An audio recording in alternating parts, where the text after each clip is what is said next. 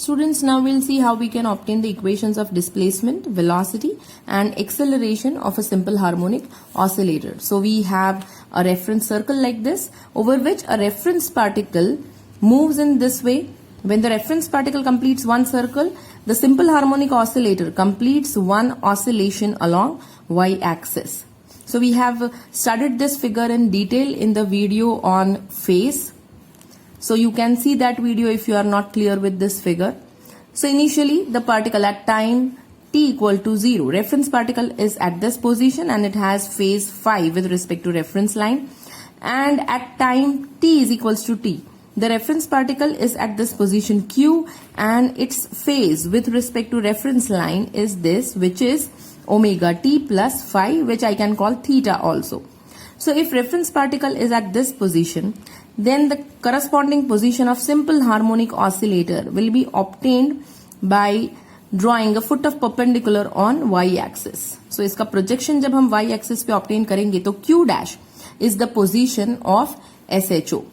So at time t is equals to t, SHO यहाँ पर है. So 0 से लेकर t टाइम तक जो डिस्प्लेसमेंट हुआ है SHO का वो कितना हुआ है. इनिशियली SHO यहां पर होगा और यहां से ऊपर गया था टिल दिस q डैश. सो ये जो डिस्प्लेसमेंट है उसको हम y बोलते हैं और हमें उसी को ऑब्टेन करना है, राइट. सो फॉर दैट अगर फिगर को हम देखें ध्यान से तो just see these two lines, this line and this line, they are parallel to each other and this line is a transversal. If this is a transversal, then you can see that this angle and this angle are alternate angles and they should be equal. Just see this figure. ये दोनों जो line है वो ये दोनों line के जैसे हैं and this is a transversal, this one. So if this angle I call it theta, then this angle also will be theta. Now my aim is to obtain this displacement y. तो वो कैसे obtain कर सकते हैं? Just see here, this is a right angle triangle. So I'll consider this right angle triangle Q dash O, and I know this angle, it is theta. So if I want the value of this opposite side of theta, हम sin theta का formula लगाएंगे. तो sin theta is equals to opposite side upon hypotenuse. उसमें से मुझे value मिल जाएगी y की. So see यहाँ पर ये phase लिखा हुआ है at t is equals to t. And then displacement of SHO at time t, y is equals to OQ dash. Now I want value of OQ dash. So consider this right angle triangle. Apply the formula of sin theta. So opposite upon hypotenuse, opposite side of theta is this one. ये theta का opposite side जिसको हमने y बोला था. और ये जो hypotenuse है ये क्या है? Just see this whole distance OA is what? Amplitude. Right? So if OA is amplitude, I can say OQ is equal to OA. OA and OQ, they are equal because ये reference circle का radius है और reference circle का जो radius है वही हमारा amplitude है. सो ये हाइपोटेनस जो है उसकी वैल्यू कितनी हो जाती है? A हो जाती है. So when you substitute the value and you make y subject of equation, then we obtain displacement as A sin theta. तो इस तरीके से आप SHO का डिस्प्लेसमेंट ऑब्टेन कर सकते हो. सो थीटा की वैल्यू अगर मैं डाल दूं यहां पर तो फिगर में थीटा क्या था? It was omega t plus phi. Now I want the equation of velocity of simple harmonic oscillator. We know that velocity is equals to displacement divided by time. So this is dy by dt, differentiation of displacement divided by time. Change in position with respect to time gives us velocity. So इसलिए हम y को differentiate कर रहे हैं. y displacement उसका equation हम already obtain कर चुके थे. जब उसको डिफरेंशिएट करना होगा, a एम्पलीट्यूड है जो कांस्टेंट है, सो डिफरेंशिएशन के बाहर आ जाएगा. So we are left with differentiation of sine theta. But according to formula differentiation of sine theta is equals to cos theta होता है. सो हम डिफरेंशिएट कर देंगे. This a remains as it is और अब इसको डिफरेंशिएट कर दिया हमने. जब डिफरेंशिएट कर दिया है तो डी बाई डी टी दोबारा नहीं लिखेंगे. इसको डिफरेंशिएट करेंगे तो according to this formula it becomes cos theta. Theta की value omega t plus phi थी. ठीक है. अब यहां पर आप देखो कि we are differentiating here with respect to time. यहां हमने थीटा के विद रिस्पेक्ट टू डिफरेंशिएट किया था। Here in our theta we have time, so we were differentiating this with respect to time.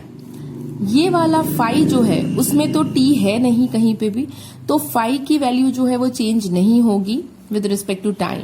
But यहां ओमेगा टी, इसके अंदर T आता है फॉर्मूला में। सो जब भी टाइम चेंज होगा तो ओमेगा टी की वैल्यू भी चेंज हो जाएगी।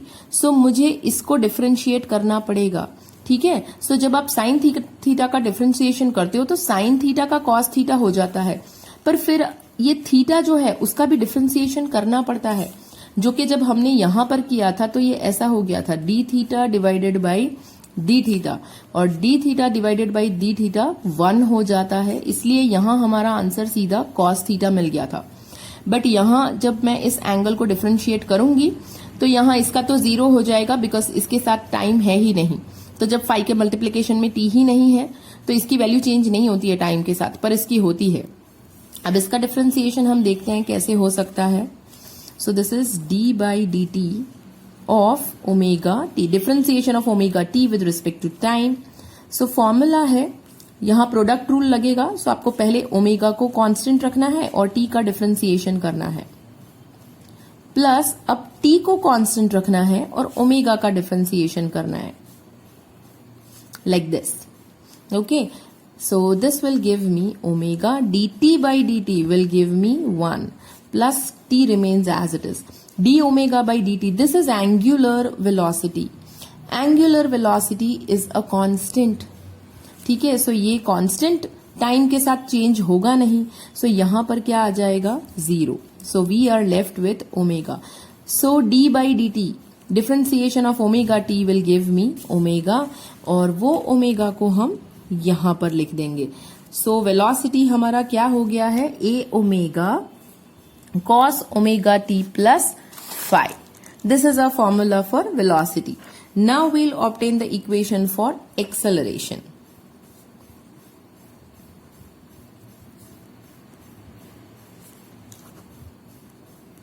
So जैसे हमने velocity के लिए किया, same way now for acceleration we know that acceleration is equals to change in velocity with respect to time.